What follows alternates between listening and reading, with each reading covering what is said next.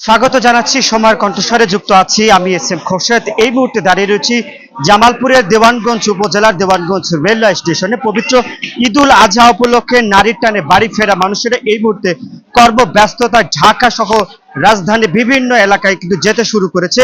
কেউ যাচ্ছে ট্রেনে, সিএনজিতে, বাসে করে, যে যার মতো করে যাচ্ছে গন্তব্যস্থল। তাদের কিন্তু ঢাকা শহরে কর্মজীবী মানুষেরা কিন্তু ফিরতে শুরু করেছে।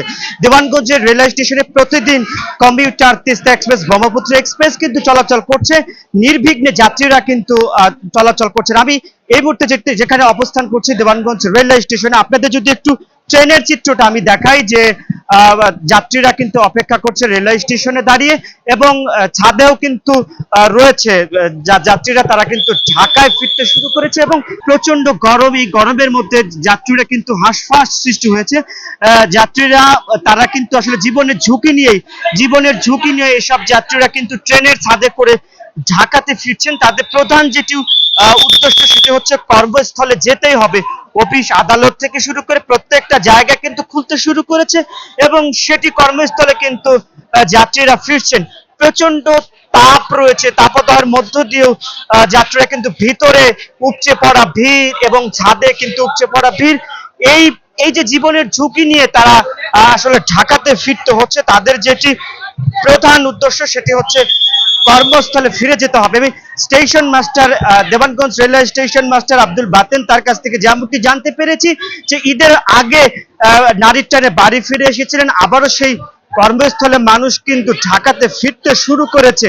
অর্থাৎ কেউ ট্রেনে যাচ্ছে, বাসেতে উপচে পড়া ভিড়, সিএনজিতেও কিন্তু ভিড় রয়েছে।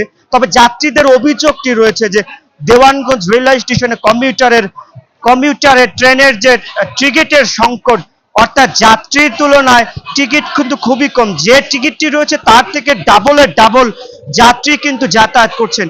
এই দেওয়ানগঞ্জ রেলওয়ে স্টেশন থেকে 7টি উপজেলার মানুষ কিন্তু যাতায়াত করে। এই অর্থাৎ দেওয়ানগঞ্জ উপজেলার আশেপাশে যে উপজেলা রয়েছে সেই উপজেলার আশেপাশে কিন্তু প্রতিদিন লক্ষাধিক মানুষ কিন্তু যাতায়াত করছে। তবে সর্বশেষ যেটি কথা হচ্ছে যে পবিত্র ঈদুল আজহাতে নির্বিঘ্নে তারা কিন্তু বাড়িতে এসেছিলেন, পরিবারের পরিজনদের সাথে কিন্তু ঈদ কাটিয়ে কর্মস্থলে ফিরতে শুরু করেছেন। ট্রেন, বাস, ট্রাকে উপচে পড়া ভিড় এবং জীবনের ঝুঁকি নিয়ে ফিরছে মানুষ। অর্থাৎ আপনাদের সাথে পবিত্র ঈদুল আজহার পরবর্তী কর্মস্থলে ফেরার খবরাখবর সময়ের কণ্ঠস্বরে এত করে দেওয়ানগঞ্জ রেলওয়ে স্টেশন থেকে যুক্ত ছিলাম আমি এস এম খোরশেদ, দেওয়ানগঞ্জ, জামালপুর।